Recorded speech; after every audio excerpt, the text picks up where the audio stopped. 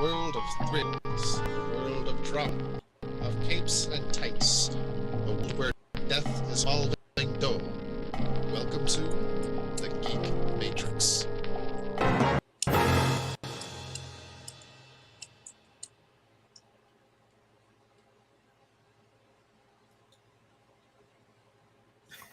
Hello, everybody. Welcome to the the Geek Matrix DC Comics review show, Absolute Edition for the month of June. I nearly did it again, the DC Comics Geek Matrix show. That's that's all right. Let's see. We just did episode 252, so only 8 more weeks and it'll be 5 years. Hell yeah. Oh my God. That's right? 260 wild, weeks right? is 5 years, yeah? Yeah. 52. It's fucking late. Don't ask me to do that. That's why I just said, yeah, I don't even know if it's right. I'm just like, yeah, He's like, yeah. Wait, sounds Wait, right. wait. Yeah. This is 250, and there's another 5. This 2, this 10. It's 260. That's what I just said. 260 is 5 years. They said 262. Yeah, I was right. I like it. Absolutely. Hell yeah. Okay, we are here every month Always. talking DC Comics absolute releases, and this month is no different. You Well, know it's the a spiel little by different. now. Is it? It's got a whole minute. Yeah. It's different from the first couple, that's for damn sure. We've been doing this since what, December? November? When? Earlier? I don't even I remember. think the then. first month was January. I think our Was first it? absolute show was January, absolute right? January. Oh, okay. Yeah. I started doing the roundup. Well, yeah, the separate show, because there was still Yeah. a point where we were reviewing it on the main show. Right, when there was only 3 books. Now Yeah, there's and 6. we were like, it's gotten a bit much. Yeah. This is gonna cut down on a little bit of time, Yeah. Well, except once a month. Exactly. Yeah, so there's on this show, if you're a first-time listener, we don't go into news too much unless there's something that came across our screens in between shows. We usually save our news for the main show, and we just talk about the absolute books here. Yeah, and today we have Absolute Superman number 8, Absolute Green Lantern number 3, Absolute Batman number 9, Absolute Flash number 4, Absolute Martian Manhunter number 4, and Absolute Wonder Woman number 9. I guess if there's nothing to talk about, you guys got any news came across your screens in the past few hours? No. nothing. I did see that apparently Dan Mora said on some social media site or other that in order to focus in on the Transformers stuff, he's going to be stepping off of Superman and Justice League next year. I think the rest of this year is going to be on the book, but next year he's just going to really focus in on Transformers. God, there's always a bittersweet moment. Yeah. And he's like, Robert Kirkman stopped sharing his cocaine. Or giant piles of money, I can only assume. Fucking Yeah, right. really. Oh, Hey, do you want to man. draw Transformers? Here's a comically large bag of money. Yeah. Uncle Scrooge. Exactly. Like just a big old sack with $1 on it. Yeah. God I damn just it. need enough gold to swim in. I'm happy he's doing Transformers. I'm so ecstatic he's doing Transformers, but I'm gonna I miss can't him on imagine the Justice level League. of detail we're about to see in Transformers art. It's gonna be gorgeous. It's gonna be so fucking gorgeous. If the preview pages are anything to be desired, it's maybe not so much detail, but just looking gorgeous. To Which me, is Dan, Dan I mean, Mora's specifics. I think when I use the word detail, I don't mean like Panel lines and whatnot. yes, exactly. I just mean like you're getting an accurate, no blur. You're gonna see everything. Facial features are are punctuated but look right. Everything is going to be detailed in the way that it should be. It comes across real and believable. Nothing So exaggerated. You got to remember, I'm a robot model builder, so when I see robots detailed together, I'm thinking like intricate panel lines, gridlocks. Probably you and everybody else too. Yeah. That was just poor word choice on my part. That's just me. I'm weird. I build robots for a hobby. And not even metal ones, plastic ones. Brother, that's like a $millions industry, billion. God, easily, I don't think you're alone. That's where Bandai gets most of its money these days. From Gundam kits? Oh, I would not be surprised. Me either.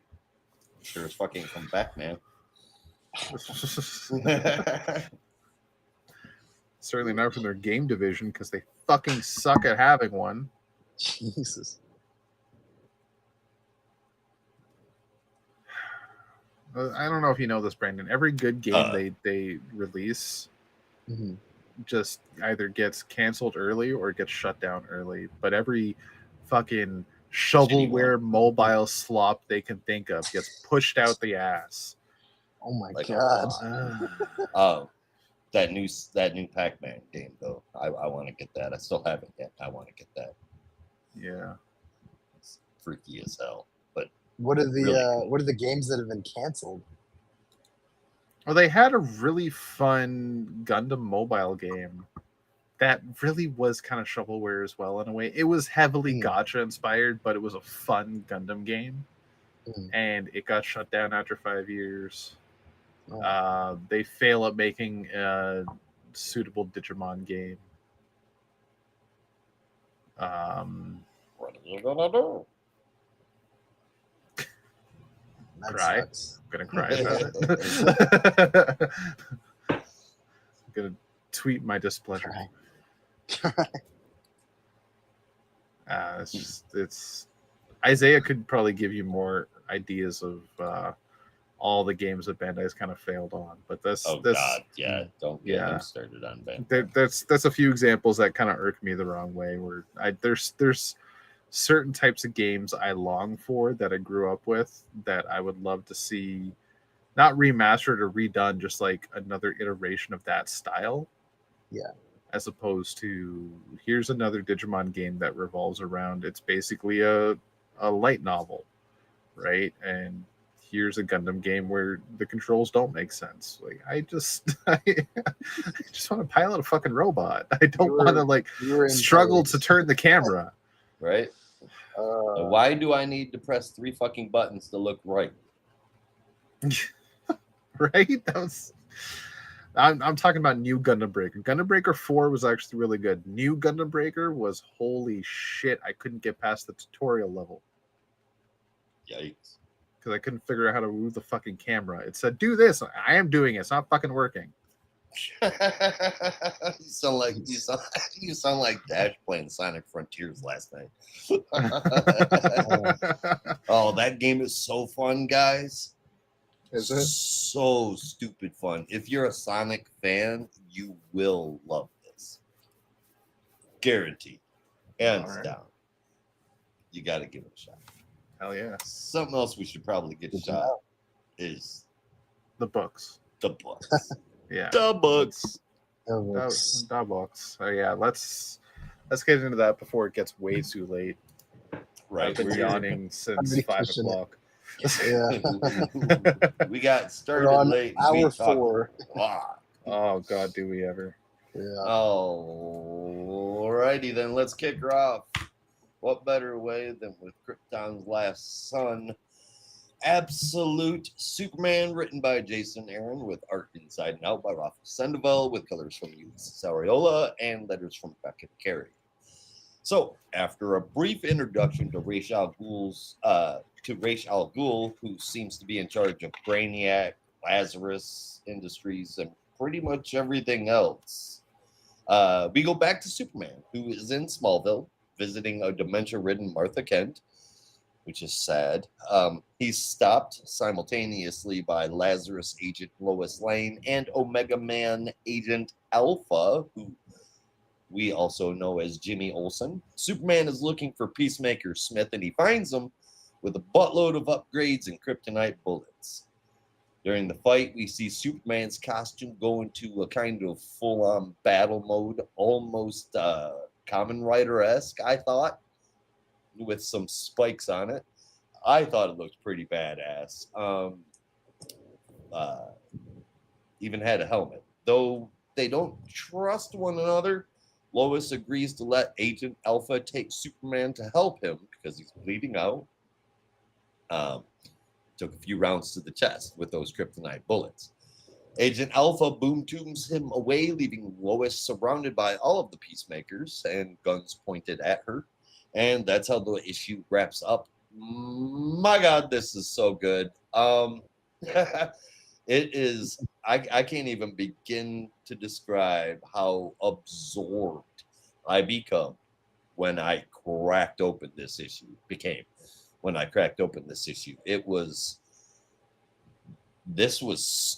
one of the best issues I've read in a long time. The art Seinfeld did just like chef's kiss. Jason Aaron's pacing Jeremy is Irons. They did a fusion dance. there you go. Became a super comic writer. Yeah, boy. But it's all good. The pacing, the dialogue, where this feels like it's headed. I'm just having a absolutely super time. 8.75 out of 10. Yeah, 8.5 for me. All I really have to say is this book just keeps like thrusting its hand into my heart and yanking it out every time. And it really hurts because like every month it's miserable, and this might sound crazy, but that I don't mind as much. It just makes you feel it so much. It's so painful. So I was like, the moment he showed up at the rest home to visit Martha Kent, I was like, I just know they're gonna just break my heart here, and they did. So yeah, I don't even want to know what issue 10 is gonna do. I'm scared, but it's great. I love it. Yeah, 100%. Rob, did you forget to read it? No. Brandon just finished talking. Give me a second. No, it's such a heavy issue, and it's a great series. You guys basically said everything that I think needs to be said at this point. It's just how it's can heartfelt. You not like what he is doing in this book? Is really gut wrenching. Glenn. Well, Glenn has acquired taste. Glenn doesn't like it. Glenn's not a fan of Jason Aaron in particular. Oh, okay. If I remember correctly, but he's not a fan of Absolute Superman. No, I don't believe so. I could be wrong. I could be misspoken, but I believe he's shared that on more than one occasion. Fair enough. Well, I hope it gets better for him. I love it. Well, you know what? It's such an emotional book. It's very I can't personable. stand the Williamson shit, and he's eating that up. So, I feel like we both got a Superman title we like. How about that? Fair enough. This issue for me is getting an 8.75. Right on. Right on. All right, red, blue to green. Take it away, Rob. This is Absolute Green Lantern number 3, written by Al Ewing with art, color, and cover from Janoy Lindsay and letters from Lucas Gattoni. Simply put, the best way I can describe this issue, Jon Stewart has a hunch, and his hunch has to do with, and this is where it gets a bit fuzzy to me, because I'm pretty sure it's Guy Gardner's wedding ring, but then might be Joe's wedding ring as well. Because I thought the wedding ring came off a guy's hand when he got incinerated by Abin Sur. That first thing that he has is an earring. Okay, that makes more sense. Okay, so yeah, I guess guy, but basically, he's got a hunch that things made out of gold, or at least painted gold, are immune to the green barrier surrounding the town. So he asks for Joe's wedding ring, and Hal also brings him a gold statue that he won as a kid of Blue Devil, which was I really thought it was fucking cool. cool. That was really Alright. cool. Yeah. Yeah, also solid gold, and he throws them through the barrier, and they go right through, which kind of secures his hunch to be true. And this is when Abin Sur shows up and says, "John Stewart, you have been judged," and blasts him to smithereens, leaving Hal and Joe kind of just bewildered and grief stricken. But out runs a guy at a local shop with a shotgun who blasts Abin Sur right in the chest as well. To which Abin Sur turns to the man and says, "Todd Rice, you will be judged." And anybody that knows that name knows that is the name of Obsidian, Alan Scott's Yeah. son. So hint, hint, that's pretty fucking cool. And wasn't there a diner or something named Alan Scott or Alan's Yeah, or it something? was. I can't remember the name of it, but yeah, it was like Yeah. Alan Scott's Diner or something like Yeah. that. Yeah. So yeah, they had a lot of like teases and hints at Golden Age characters too. So yeah, John is dead for now. Joe gets Hal to just kind of pick himself up and get out of Dodge. But then we see Hal at the end of the issue, back in the past, painting a whole bunch of bullets for a pistol gold, because he plans on killing Abin Sur, which probably leads to where we know them in the present day, where Hal has the black hand and the gun attached to it. But where the wedding ring and Joe comes in still remains to be seen. However, when they're at that diner far, far away from their town they started out in, they end up having a big fight. Hal blasts Joe with the black hand energy, and that's the last we see of them for the time being. All in all, I'm loving the teases and hints in this book of the wider Green Lantern character base and mythos. Obviously, they're hinting at the yellow impurity in this story, that yellow is the only thing that can get through the green energy, but still no even close hint or tease as to what the Green Lantern is in this world. But it's only episode 3, only issue 3. There's still so much more story to go. I'm loving what we've had so far. We're seeing characters drop every issue, which is blowing my fucking mind. Right. Guy is dead. John is dead. Todd Rice is going to be judged next. He's going to be dead. The fucking other deputies are dead. The whole diner's dead. It's, holy shit. Fucking, Everyone's dying.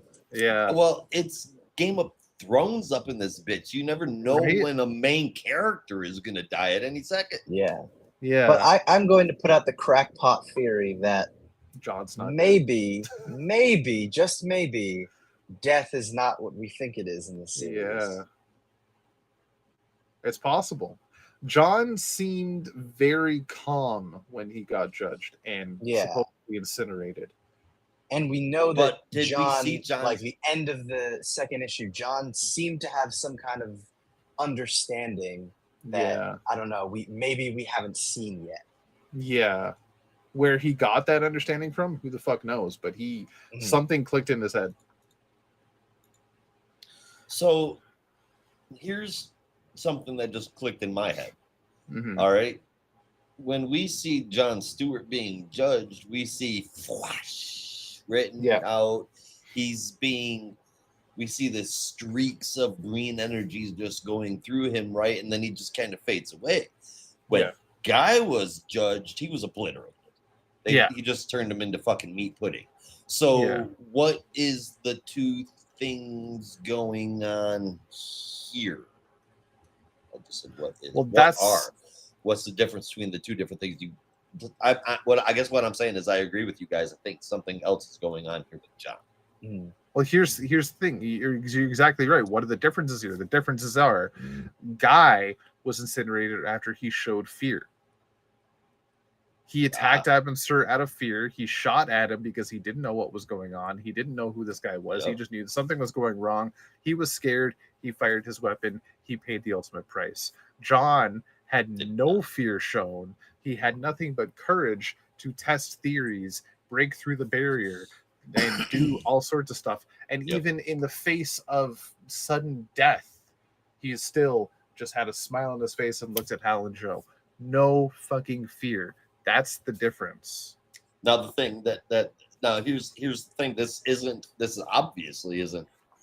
And I mean, Brandon, jump in at any time if you think I'm wrong here. But I don't think that this is what turns you into a Green Lantern, because obviously, Joe is. Mm-hmm. Well, that we've seen. Yeah, we still don't know how Joe ended up as a Green Lantern. Exactly. Like it's very possible that in a subsequent issue, Joe goes through the same thing, and we're thinking, oh, we already saw Joe. Right. Well, not necessarily, because we're at some unspecified point in the future, and some unspecified point in the past where John has already died, and Joe and Hal and everyone else are still experiencing this. So we don't know how far time has passed. But like Rob said, we also don't know what process Joe went through to get lantern powers, or to get powers of any kind. Man. All we know was the wedding ring that's on her finger. And again, I'm assuming it's a wedding ring because it looks like one, but the ring on her finger is what's channeling the green energy. And chances are, if it is a wedding ring, it's the same wedding ring that John just threw through the green barrier. Yep. I don't know. Maybe I'm holding out hope, but I feel like there's more than meets the eye. Yeah. Little Transformers reference for you there. Like Abin Sur says you have been judged, and we're assuming judgment just means like bad things, because the things we've seen judged already died. But being judged could also mean you've been judged to be pure of heart, understand our cause, and are without fear. Welcome to our number. Yeah. And the obliteration that we see is not obliteration, but it looks like it. But perhaps it's just John being sent to a different place to gain the power. Yeah.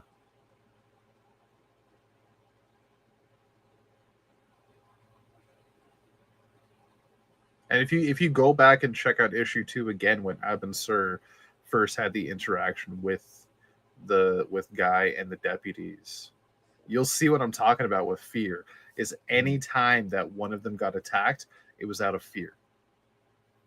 And that's what Green Lantern is all about. Overcoming fear. Yeah. John overcame his fear. He was judged, but he was not killed. We figured you out, Al Ewing. We cracked that your acceptance code. is very telling. I think Rob's on the money. It was a group effort.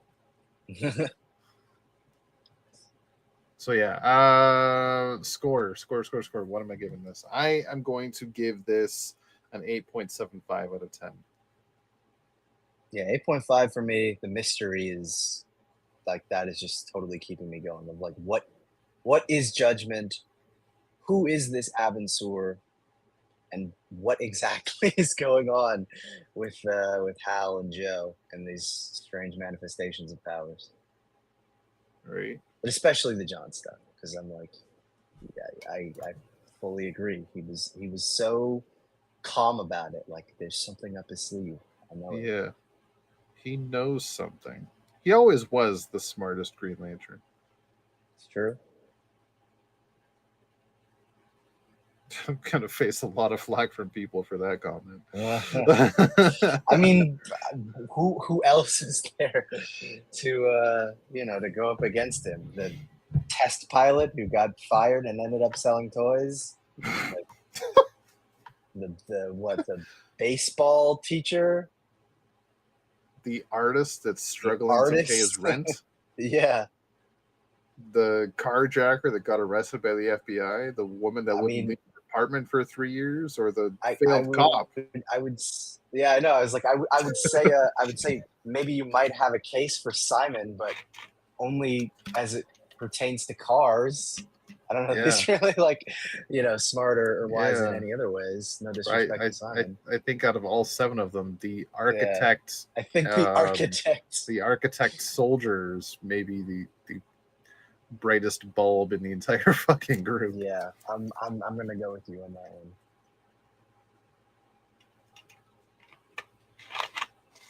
Yeah.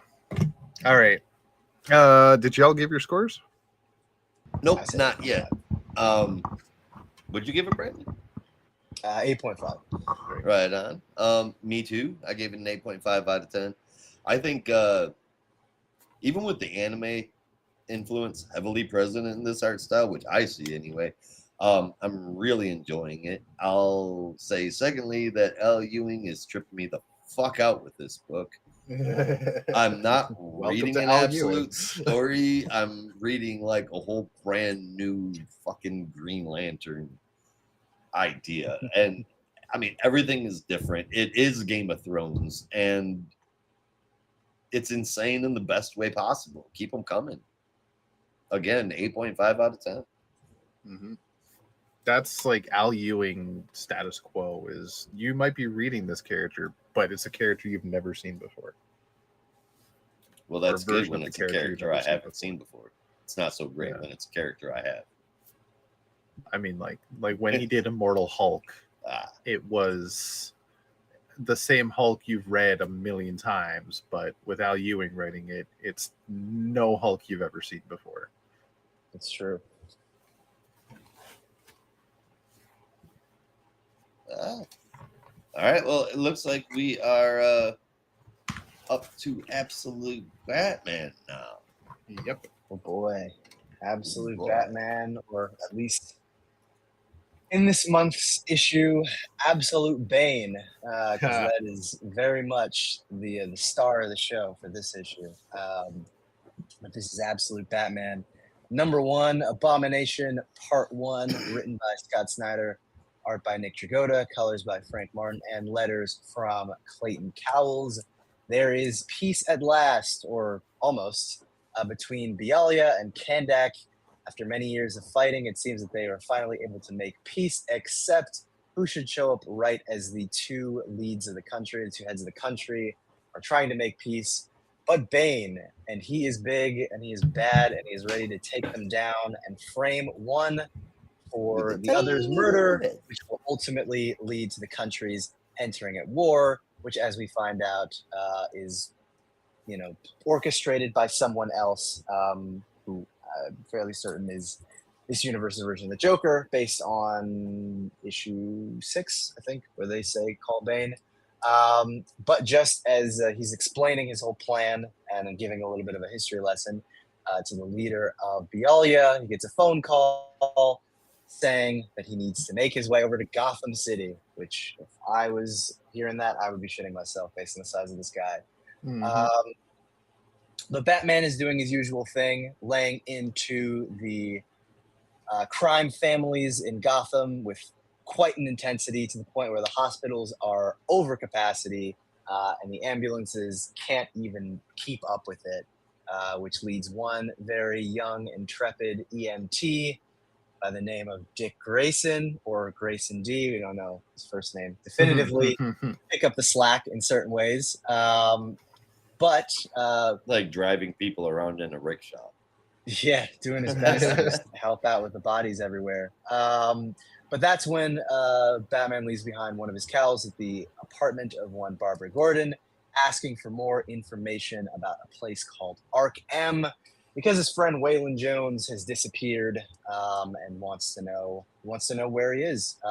So he calls together his little council of friends, including Harvey Dent, Edward Nigma, and of course Ozzy Oswald Cobblepot, and also Alfred, to discuss the next steps now that they know Waylon is in Arc M, and of course Bruce is not very happy about this, but is really just full steam ahead about going after Waylon because it's his friend, and is frustrated that everyone is a little hesitant. He really just wants to go and get after it. We get a brief flashback of Waylon interrupting a rather tender moment between Bruce and Selena to tell Bruce about him getting a title fight, which he's very excited for, and wants Bruce to train him. But that flashback cuts back to the moment where Bruce is getting ready to dive below to enter Arc M from below the water.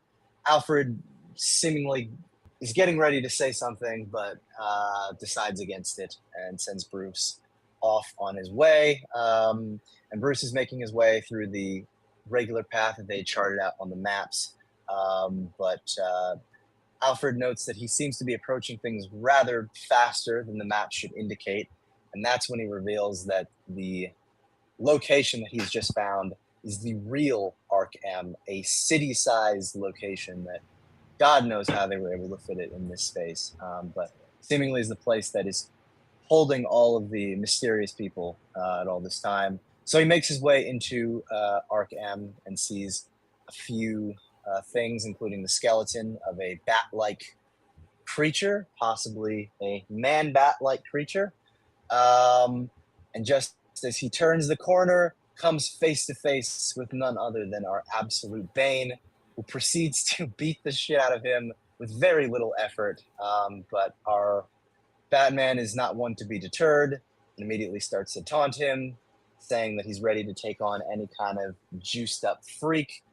And Bane is rather amused by this, stating that he hasn't even begun to juice up yet, but proceeds to do so, grows to exponential size, and grabs Batman by the neck, informing him that he is now property of Arc M and is going to be heading to surgery. All right, so Okay. how tall do you think Bane was there? Because he like, Oh God. I mean, he yeah, 12, Bruce is supposed to be 13. Maybe, yeah. This Bruce is supposed to be like, I don't know, like 7 feet or something. I don't know if Yeah. that's right. He's supposed to be like pretty big, pretty tall. So I'm thinking this Bane is like, I don't know, juiced up Bane is Like maybe like 15 feet 15, tall. yeah, 15, maybe even 20 feet. That's insane. Yeah. Such a tiny head. What else is insane is this freaking Bane. I mean, Man. Bane has always been brutal and savage. He's the man who broke the bat rather famously, but this one is just, I don't know.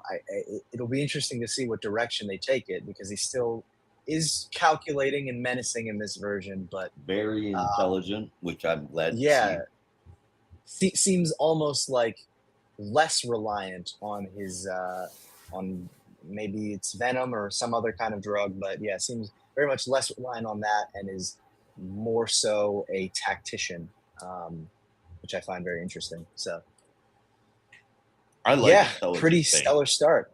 Yeah, no, it's pretty cool, and I just love the sequence of Bane basically taunting him with all the different styles that Bruce is trying, and he's like, "Yeah, well, I mean, you can throw whatever you want at me, but I'm prepared for it, and I'm going to neutralize every part of your body while you try." So pretty terrifying seeing him in this position, but very exciting to see where it'll go next. But I'm scared for Waylon. I don't want anything bad to happen to him, and I've looked at some of the solicits, and I feel like it's coming, but I don't want him to be transformed. I mean, I assume Bane is an Arc M experiment. I think that Waylon probably already is one, and Bruce is being threatened to. That sucks. I would prefer if there wasn't a transformation. I'm with you, Brandon. I have a feeling that we're gonna have Bruce find Waylon already transformed. This was good. It was good. I don't think I'm ever going to get past the art. Not the art. Like I mentioned at the beginning of the episode 252, just his design choices. Looking through the panels, the art's great. It's insane design choices. But the story is interesting, and I'm going to be back next month. Gotta find out what in the hell is going on. even if the design changes. They, I mean, I say design changes. That's not what I meant. Even if it kind of pulls me out of it. Like when I see those wacky designs. I mean, the enormous Batman is one thing, but Big Bane with tiny head, and then there was tiny Black Mask with giant head. So we've kind of ran that combination out now. Yeah, sort of more of like a helmet, I guess. Yeah, The helmet is larger. But other than that, this is pretty good. I'm enjoying it. Scott Snyder is snidering away, man. 7.5 out of 10. This Bane was scary. Holy shit! Like, cool trick, bro. You could say that opening scene was crazy, but when he started like taking out his pressure points, yeah, you knew it was over. Holy shit! And then he was like, "I haven't even used the serum yet. You want to see?" I'm like, what the fuck? Okay. Yeah, no, this is a Bane I'm stoked for. This is a Bane that is not just a raged wrestler. Like the main continuity Bane is a smart combat expert as well, but he's very much wrestler and grappler with his combat. He's not precision strikes. He's like throwing haymakers all the time, right? He's a smart fighter and a capable fighter, but he's not like world knowledge fighter. Yeah, it's a different style. Yeah. Like he can't recognize a combat style just by like a single move, right? Like this Bane is crazy. That's all I gotta say about this issue. That was fucking insane. This is getting 8.75 as well. Hell yeah.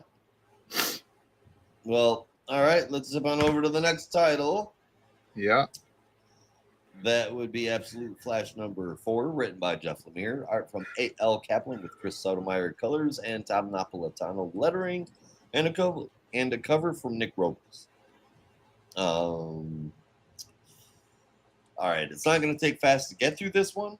When Wally escaped the lab, he wasn't the only one that got out. Some other experiments, people that they tried to turn into weapons, also did. That includes Heatwave, Weather Wizard, Firestorm, and another one that's only identified with X's. Wally and Grodd are still on the run, and both are complaining about how hot it is. Well, Grodd does, and Wally keeps agreeing, but it turns out that Grodd isn't talking about the heat. He's talking about heat wave and saying, Wally and Grodd stop hot. Takes off out a window and leads Wally right to heat wave. It's such an interesting take on the Flash, and I got to say, I am really liking everything that they are doing here. This might not have the grime of a working class Batman or the anger of a displaced Superman or like the natural heroism of the Princess of Hell, but it's a 15-year-old kid going through the shit, and boy, oh boy, shit it is. And I'm so into it. Just hook, line, and sinker. I think the pacing is great. And I hope that this rides out for at least another issue. Art and story, I am sold. 8.5 out of 10. Yeah, it's I can definitely see it as kind of being a metaphor for like your teen years, you know, that kind of confusion of you don't know what to be or what to make of yourself and you're scared of the future and all that stuff. I think it's very well done. Wally's journey is I think will continue to be a very compelling one. But I really enjoyed some of the new additions this chapter, meeting Linda, meeting Ralph Dibny, even meeting Thawne, kind of.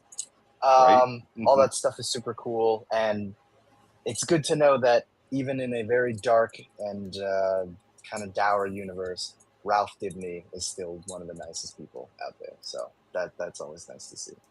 But yeah, exciting. I don't know what to make of this new heat wave, but we'll see. It looks more like a tar pit than heat wave. Right? Which would make sense. 'Cause That's tar pit is a Wally villain. yeah. Wally Rogue. I keep wanting to call him Molten Man, but that's Spider-Man. Yeah. I kept thinking his name was Slag. I was like, that's not right. And then I had to look it up. It's tar pit. That's a Dinobot. Pretty sure that's the Stegosaurus.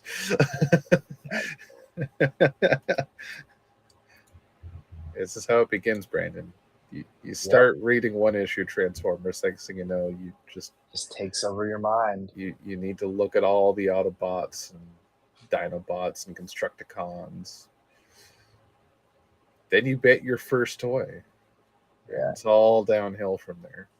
That's how the fuck that shit happened.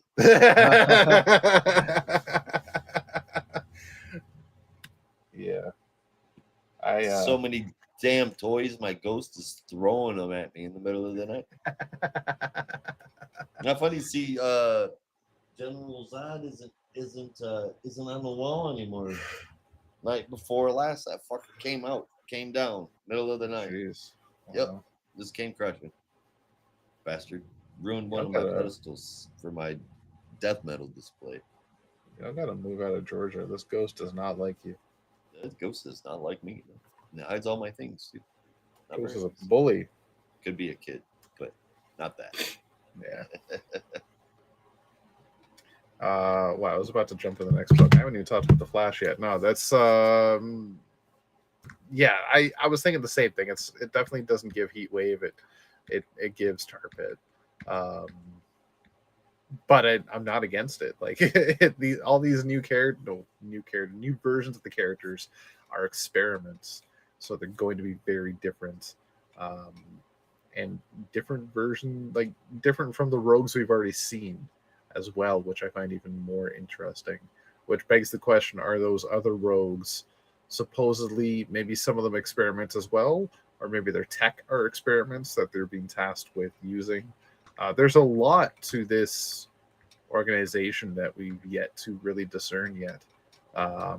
But what really blew my mind is that the leader behind it all, the last name is Thawne. Yeah. Okay. All right. I wonder if she might be from the future as well. Could be. Could be. You never know. Grodd is so fucking cute and might be my favorite version of Grodd I've ever seen. Yeah. And that's about all the notes I have right now. This is also getting an 8.75. I'm sensing a theme here in my scores. Almost. Yeah. Are you ready for the mindfucker? Fire and things that are hot.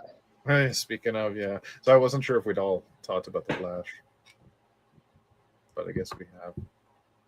I think about it was the last one. Anyway, yeah, time for the Martian Mindfucker. Speaking of mindfucks, this is Absolute Martian Mindfucker. Number 4, written by Dennis Camp with art from Javier Rodriguez and letters from Hassan Asmani El-Hau. Simply put, there's a heat wave going on throughout the city and it's causing people to have unfettered fits of rage. To the point that they just have all-out brawls in the middle of the street. And it's happening all over the city to all sorts of groups of people. Scottish and Irish bars are having fights. 2 churches are having an all-out holy war. People in the street just panic and start running and just start fighting each other, all because somebody spilled a drink on another guy's shirt. A woman can't walk anymore because somebody spilled a drink on somebody's shirt. That's how fucked up it is.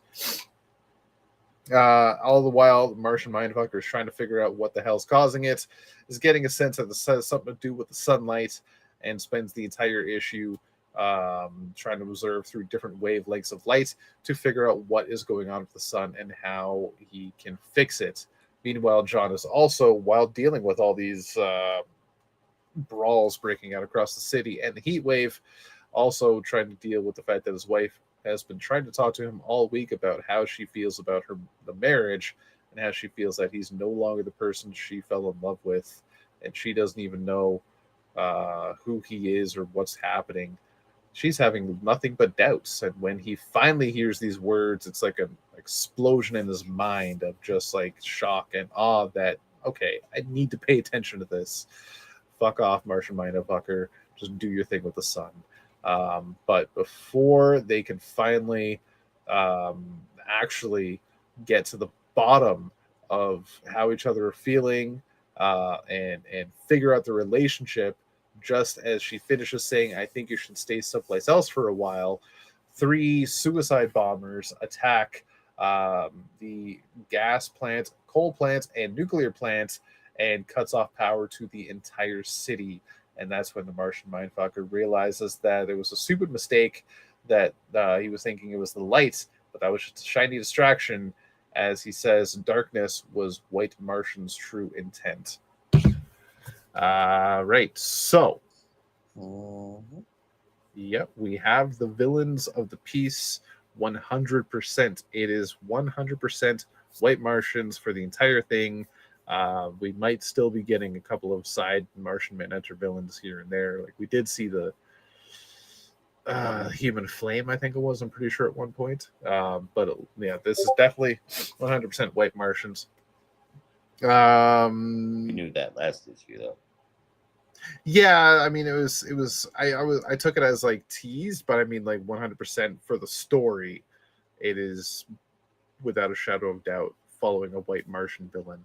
I wasn't sure at that point last issue if we were going to have like a smattering of different villains each issue.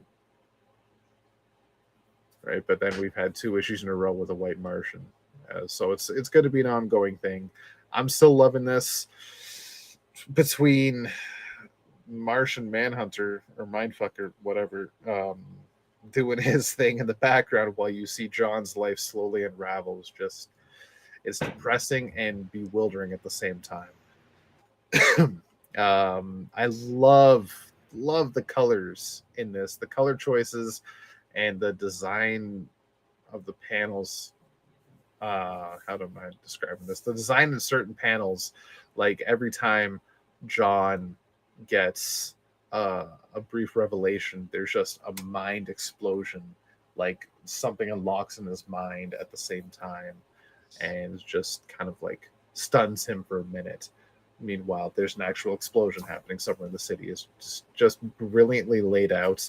I am still in love with this series, and I want to rave about the design for Martian Manhunter. It's so simple and yet so cool. No, this is actually not going to get an 8.75. It's going to get a 9.25 out of 10. What do you think, Brandon?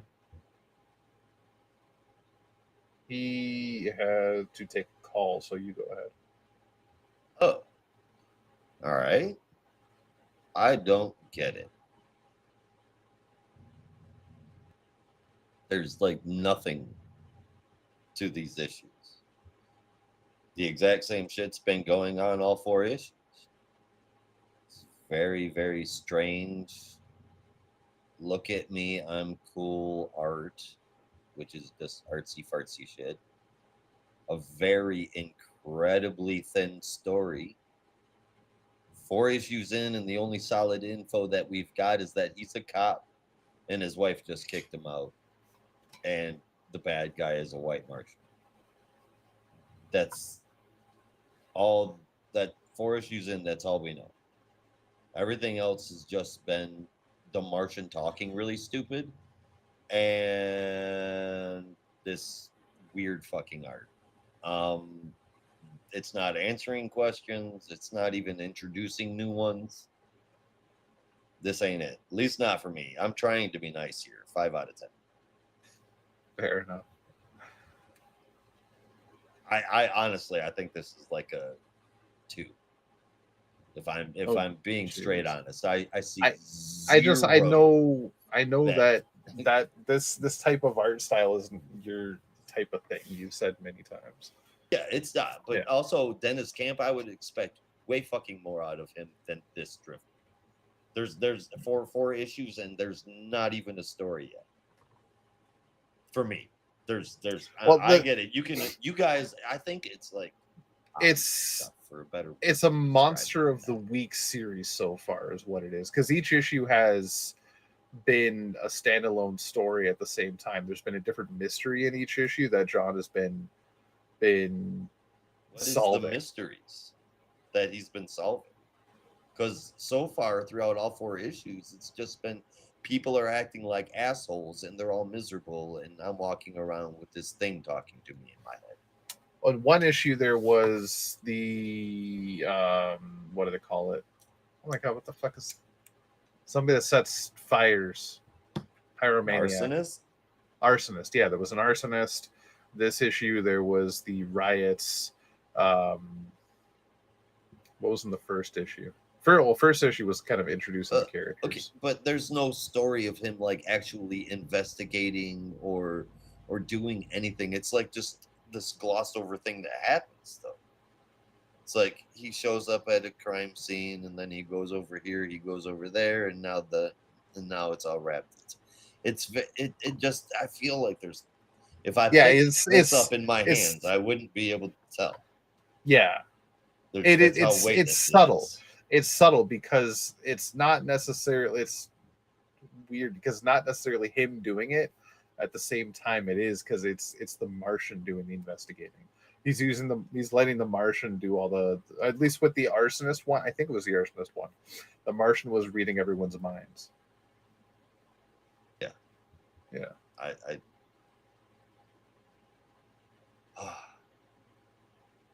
I can't find anything enjoyable about it. That's fair. Who's the artist? Javier Rodriguez.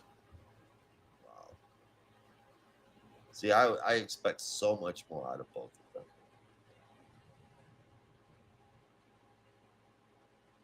But I guess Art Nouveau and I would love to go to like Art Deco gallery with you and just absolutely not. I'll go to an art gallery.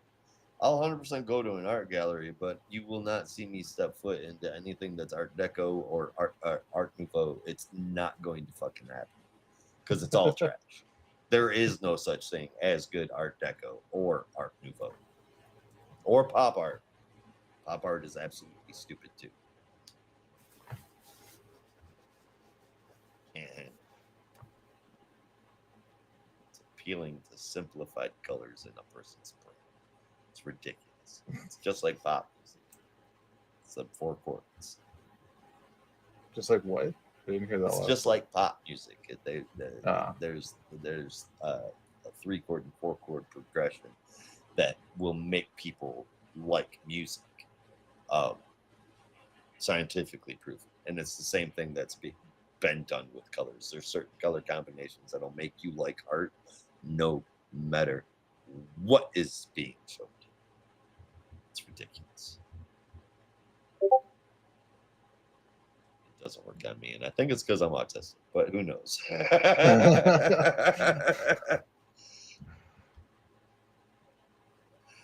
Brandon, where'd you go?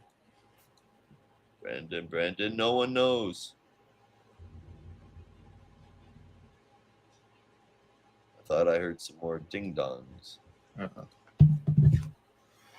Oh, it was Russell.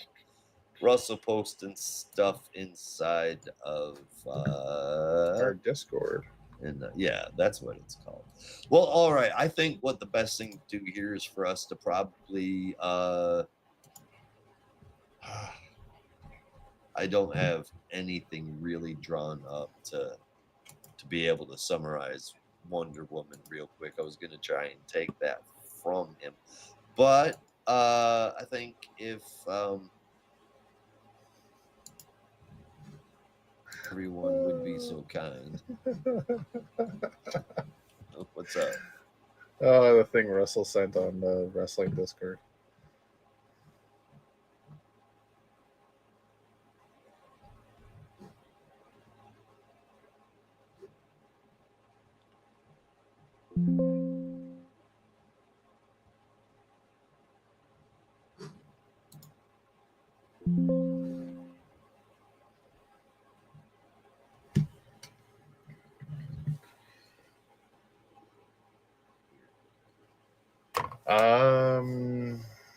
Okay, I can vamp a little bit. I want to thank you yet again. I'm going to do it on a public forum again, on the podcast. This man went out of his way to send me a copy of Green Lantern Corps #1 from 2011, signed by Peter J. Tomasi. You're the best. I can't wait to send you the stuff I've got. Just waiting for costs to go down. Yeah.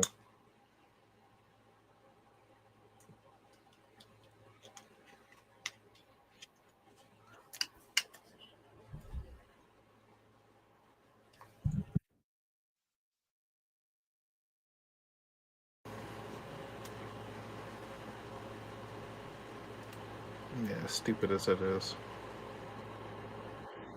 Stupid as it is.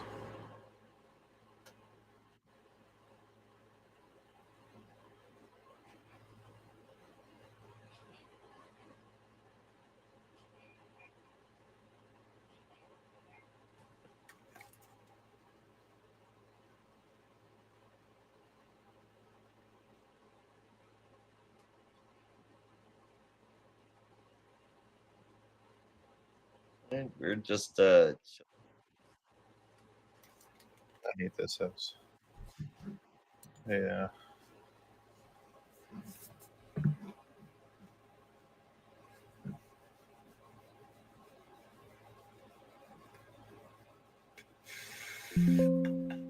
Oh, I didn't show you. I don't know if I can pull it out now, but this other figure I got, I never actually showed you.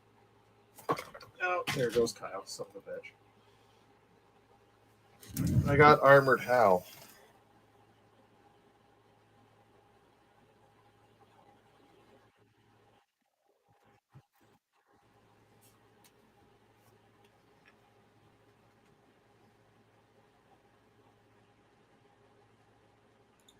okay. Oh, nice. That looks awesome, dude. Yeah, I like that. it's actually pretty cool. The armor stay put really good. I mean, it's just drafted to the body, so Oh, okay. Well, yeah, so it's all one big mold. right on. It's posable pretty well. Yeah, it's pretty much as well as McFarlane has been. All right. Well, I tell you what, guys, I'm actually gonna throw up the BRB screen real quick so I can use the restroom, but I will be right back and see you in just a second.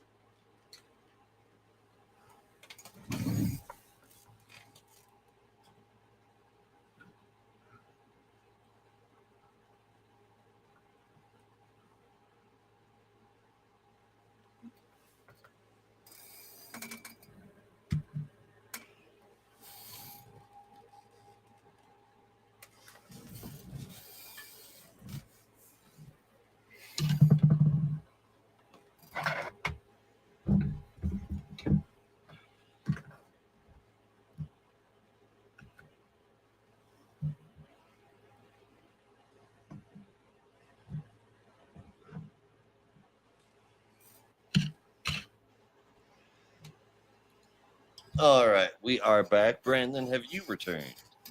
He has not. He has not.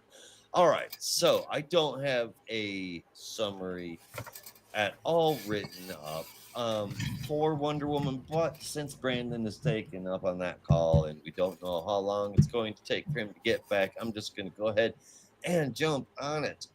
Absolute Wonder Woman #9. And while I'm getting into the book, Rob Yes. is gonna give those credits at some point. But we are Shit, in okay. Gateway City now with Absolute Wonder Woman holding Dr. Poison off of a ledge, threatening. He's like, please don't please don't drop me because there's poison gas. I'm poison gas. I'll kill millions of people. It's a bad idea, okay? She doesn't really care, at least, continues to threaten till she gets Dr. Poison to do what it is that is necessary. Um, she's trying to get rid of all the Tetra spiders. Long story short, she draws a portal and she's following. She sends all of the Tetra spiders through there, and then she goes on. Hey, I've got the credits now. Had to get to it first. Written by Kelly Thompson, art by Hayden Sherman, with colors by Jordy Belair, letters from Beck Carey, and the cover from Hayden Sherman and Jordy Belair. Now we are in the Hiron. Her and Steve are, excuse me, Her and Steve are getting busy. 'Cause that's her what and they do. Steve are getting busy in the jungle. No, they're back in Diana's place, and her little ragtag band of misfits, which looks like Barbara, Etta, Steve, and Edo's sister. Yes.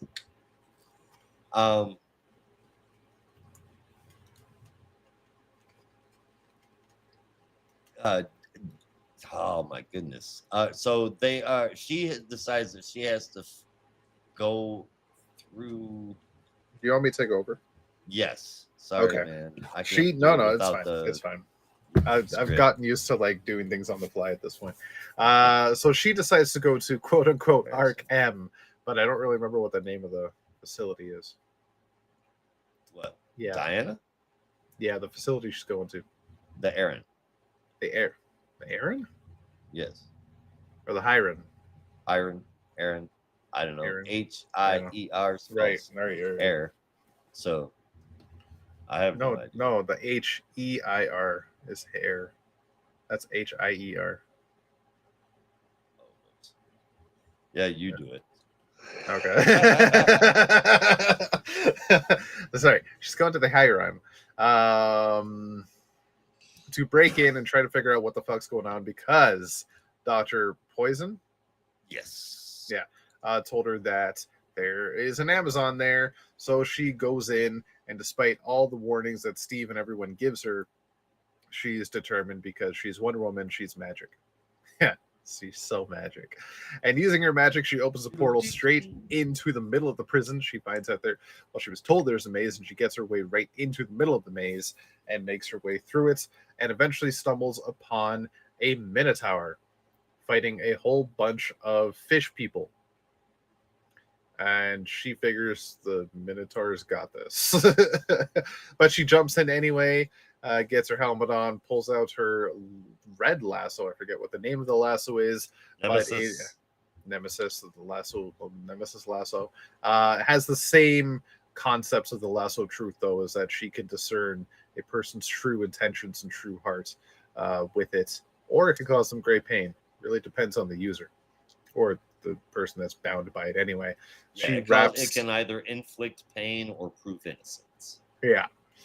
She wraps the Minotaur in the lasso and stares directly into his soul through his eyes, and finds that he is innocent and pure of heart. So she helps him fight off the fish people to save a lone siren, little young siren girl who the fish people wanted to attack.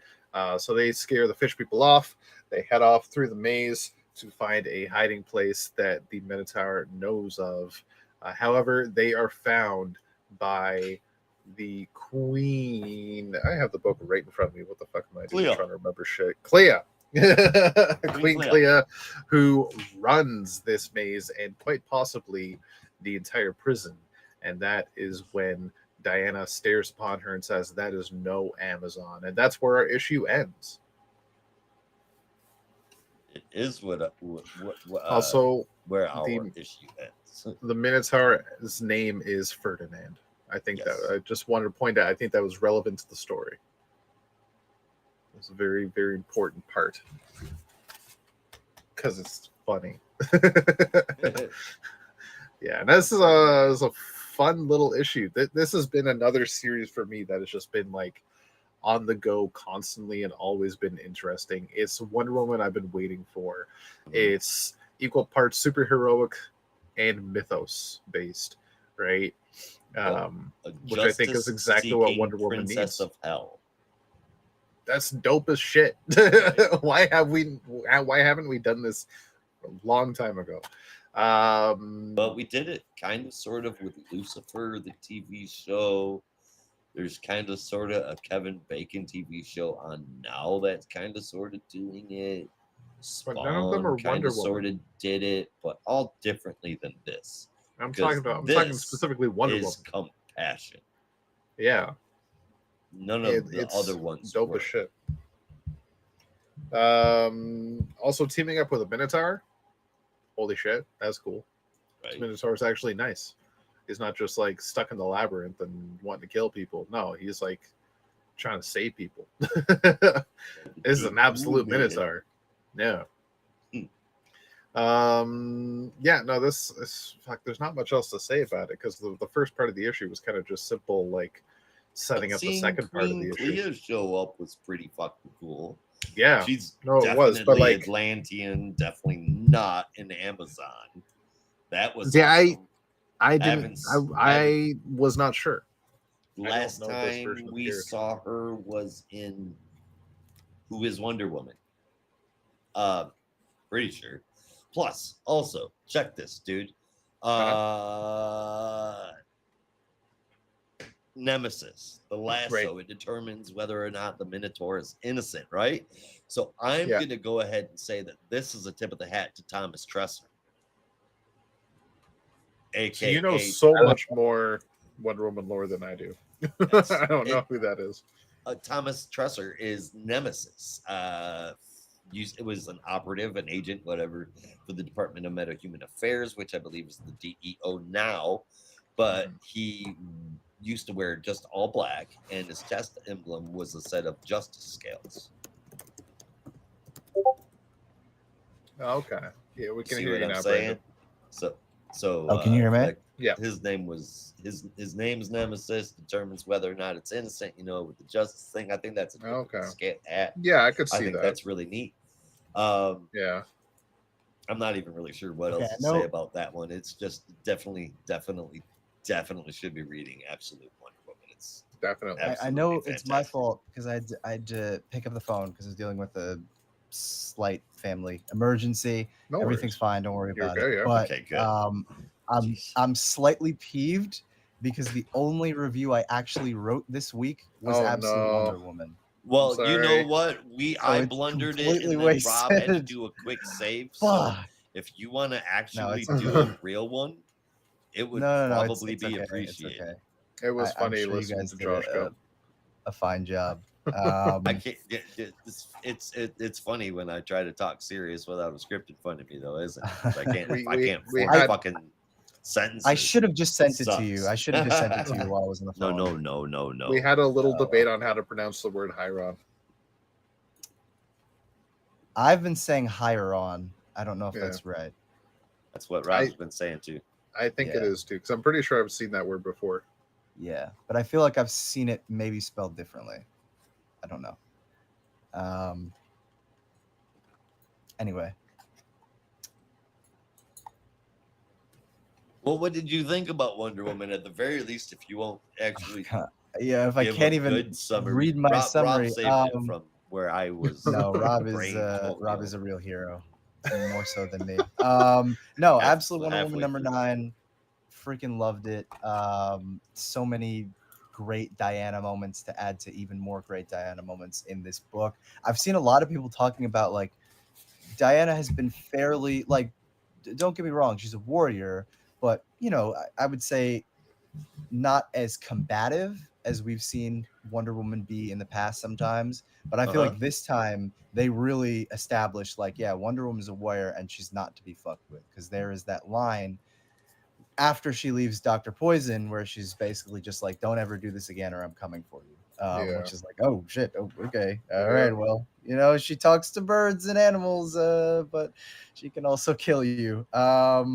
So interesting to see that element of Diana being brought here as well. But in addition to that, I'm a sucker for a Maze story. That's always going to win me over. And we get Ferdinand, who I love, one of the best supporting characters of the modern Wonder Woman era. I want to say Greg Rucka. Greg Rucka. But yeah, no, I love how much this run keeps incorporating new things as well as some other things that we've seen before. But putting its new twist on it, and excited to see where they take it with Klee, villain we haven't seen in quite some time. But I also like how much Diana just right off the bat was like, yeah, this is not an Amazon. There's no confusion there. She knows. And I feel like when we actually meet an Amazon or the Amazons, we'll know too. Yeah. So yeah, I like that great that's issue. going to be Yeah, like that's an fun. ongoing mystery in this title is what happened to the Amazons. Yeah, or even what is an Amazon? Like, Yeah.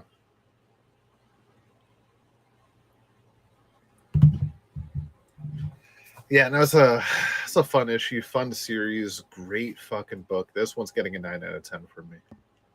yeah, 8.75 for me. A2, Josh. I'm sorry, I was coughing. I didn't hear what you guys said. Say that again. I gave it a 9. Oh I yeah, gave it an 8.75. and I also give it an 8.75. All right. It's wonderful. Brandon, really quick, what are your thoughts on Martian Manhunter? Martian Manhunter, great, hilariously relatable issue, because when this issue came out, it was 97 degrees in New York City. Oh yeah, it After was. like one of the worst heat waves I've ever experienced on the East Coast. Like the day before, it was 100 degrees. I think It it was actually got up nuts. to 101 at one point, but I wasn't in the neighborhood where it was that high at that point. But yeah, no, it like hilarious how much I related to this issue. Not the like getting Rage. mad at people and rage and stuff, but Just damn, it's like, hot and it yeah. does make you feel kind of crazy. So yeah, it is great as usual. And I'm glad that that the character of Bridget, John's wife rather, finally kind of gets her moment to stand up for herself, because she's mostly just been in the background seething with anger. But what better way to bring it to light than during a heat wave where you just can't stand it anymore? Yeah, I forgot that. Yeah, that did. I was having the same thought when I read it. I'm like, holy shit! Yeah, it's like 42 out right now. It is a fucking heat. Well, yeah, holy shit. Yeah, I don't know if you guys got the It's heat wave important for too them down to- in Oh, Georgia, Josh. we definitely did. Oh man, yeah, Yeah, we got hot as hell too. We yeah. did not hit 100. We hit Oh my the God. hottest was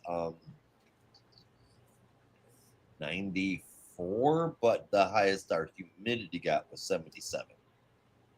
No, I'm sorry, 87. So it was really bad. There were Yeah.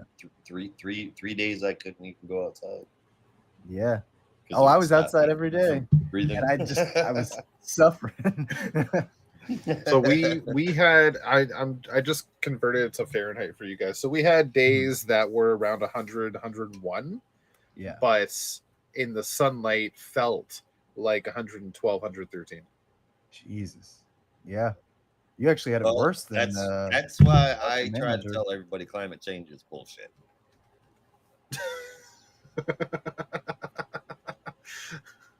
Oh. For those that don't know, he's joking. No, I sent Should a not picture. be This was cooler in Georgia than it is in Tuesday. fucking Canada. Yeah. That's dumb. Tell All me right. about it. Seeing Queen Clea, Brandon, yes or no, last time we saw her was Wonder Woman. Oh man, I honestly couldn't say. You might know better than I would, but I don't know. I don't know. Damn it. And do you know who Thomas Tresser is?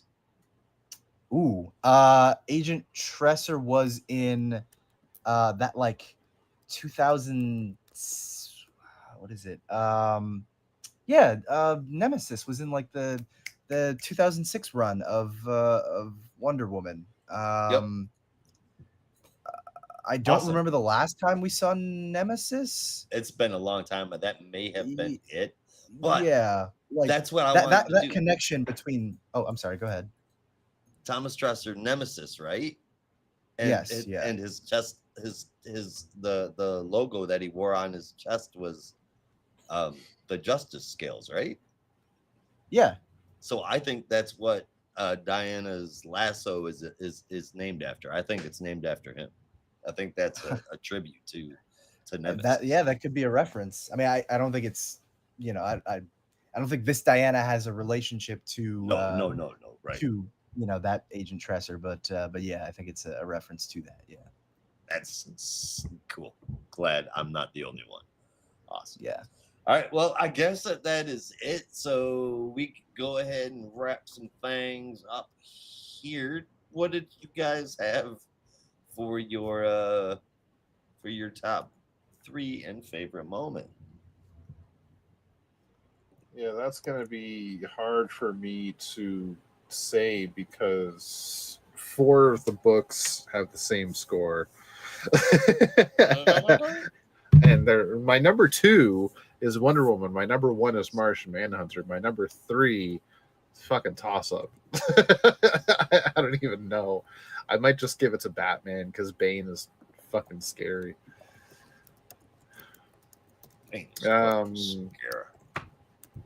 Favorite moment for me, if it's not seeing Bane roid out for the first time, it's seeing Martian Manhunter just playing with sunlight while John and his wife are fighting. That was hilarious. It's just John is trying to save his marriage, and the Mindfucker's like, yeah, let me move these sun rays over here and combine these colors, and maybe that didn't do it. That's all happening in the background of John's mind. Just like can't even imagine what goes through his brain on a daily fucking basis, trying to just settle reality around him. I hate that fucking book so much. Oh man. All right. I think my top 3, Jesus, so hard.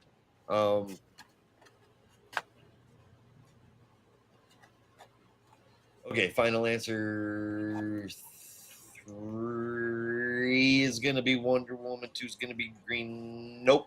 3 will be Wonder Woman, 2 will be Superman. No, 3 fuck. 3 is Wonder Woman, 2 is Superman, 1 is Green Lantern. Okay. No. Oh my Wonder God. Woman, Green Lantern, Superman. Final answer. Final answer? Final answer. Are you sure? Final answer. Okay. And then my favorite moment was What about Flash? Seeing Heatwave in the Flash. Oh. There you go. That was a badass splash. I don't care if he looked like a fiery tar pit or not. That was awesome. Good stuff. Right on. Oh man, let's see. Number 3, I think I'm going to give to Absolute Flash. Number 2, Absolute Batman. Oh, God damn, this is hard. Right? I can't decide between Wonder Woman, Martian Manhunter. They're neck and neck. Like I can't. They got to be both. I'm sorry, I'm gonna break the rules for this week. They're just too good. But oh man, my favorite moment. I mean, I love the Bane stuff too. It was heartbreaking seeing Superman face Martha Kent and she didn't remember him. But I think I'm gonna give it to Martian Manhunter. There's a panel where Bridget is talking to John and John's face are in her hands, and John says something like, I'm the same man I've always been, but instead of it being John, it's the Martian. Yeah. And I love that setup. It's so perfect. You could write a freaking dissertation on that panel alone, and how it captures the essence of the series. But I'm not going to get into that. We're not here for that academic shit. We're not here for that academic shit. I would love to read your dissertation on that one panel alone. That, oh my god. Maybe I'll write it. Maybe I will. Maybe I won't because I'm lazy. That's You better write the fucking what's it called? Oh Jesus Christ. The Martian Pre-release. Manhunter. No pre-release alpha test Justice Society of America. What were they called again? With Captain Comic and John Oh. Gorilla and The Justice Alliance. Justice Alliance. That's I what mean, you gotta again, write that DC, first. give me a call. I'm this cheap, fucker man. called them the pre-release Justice Society. Pre-release. The Alpha Alpha Justice. Beta test. Yep. The pre-render. Oh my god. You know you've been waiting for too many game releases when. Oh man, That's you need to pretty get off funny, man. Steam, dude. You don't know about the- Rotting your brain. All right, what about favorite colors or cover colors? Covers. Color- It's well, time I mean, for bed. Colors, Favorite that's gotta go to colors. Martian I like Manhunter, but- purple. I like purple. Okay, covers. Let's look at covers because I got My favorite color of all time is probably slate green, then slate blue, and then like this rusty rose color, and Interesting. then purple. And then gotta go with purple. It goes with everything. Excuse me. Okay, I gotta figure out the best way to do this. Fuck. Josh, why don't you go first? I don't like dead air. All right. Then, all right, we're looking at Absolute Wonder Woman, which is quite the trip. Martian Manhunter's cover. Well, I can't I can't say anything nice about the contents of the book. The cover is actually really cool, and it does a good job of showing exactly what's going on in it, and it's drawn pretty well. Mm-hmm. Absolute Flash is just, it's almost, I mean, it's drawn like it's a trick of photography. Yeah. It's just gorgeous. rather striking. And my covers went out of order. Absolute Batman, pretty much just a showcase of giant ass Bane. But Absolute Green Lantern is absolutely terrifying. I forgot. I even completely forgot about Absolute Superman there, which I'm not trying to take away from. That's pretty good. That's a pretty good cover, but I think I'm gonna go with Absolute Green Lantern. It's beautiful. The colors are awesome, and it's fucking scary. Totally. It's funny because I'm actually not a big fan of it. That cover, which is weird. It's okay 'cause to be normally- wrong. normally I Nobody's would gonna yell be. at you. My line. Get a closer look at this.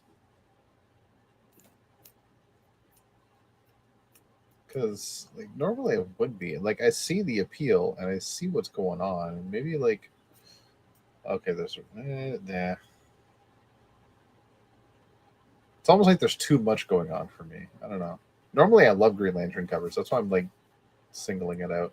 For me though, I was gonna say the exact same thing Josh did about the Absolute Martian Manhunter cover. It captures what's inside the book really, really well, and it looks really fucking cool. But I think I got to give it to Absolute Wonder Woman. It's kind of dynamic in its own way. It serves a purpose, and it tells you what's going to happen inside. It's drawn really fucking well too. Yeah, it looks really mean, fucking that's cool. Ferdinand is almost like super symmetrical, so it's pleasing to look at. And Wonder Woman just looks badass. Wonder Woman looks especially badass on that opening fucking page. That was pretty cool. Yeah. All right. Well, I guess Brandon. there's. Oh yeah. Brandon still- Well, mine is easy. Got to give it to Absolute Martian Manhunter, Yeah. if only because this is exactly how I've been feeling for the entire week, which sweaty and Yeah. muggy and slightly agitated because it's so hot. It's like, shit gonna end. Yeah, I finally broke today, but yeah, Monday Yeah, through no. Wednesday. Felt fucking great today. Have you had rain yet? Yeah. No, we just had cloud cover today, and it thankfully dropped below 80 degrees. I was like, oh my god, Yeah. finally. We've had some glorious rain all day. That sounds nice. That grass is cooking. It's cooking on the sidewalk here. Oh god. Yeah. Yeah. But that's okay. It'll eventually give us a downpour that'll flood everything. Gotta love Georgia. All right, everybody. That is it, and that is all. Thank you for watching our Absolute Doom show. And we will be back next month covering all of DC's absolute releases. Last week of the month, every month. And that's the show. We're going to get out of here, so you're going to have to as well. Be careful out there, and remember, in the Geek Matrix, everybody has a home. In the Geek Matrix, you are not alone. Right on. Peace. Fuck are the finger guns.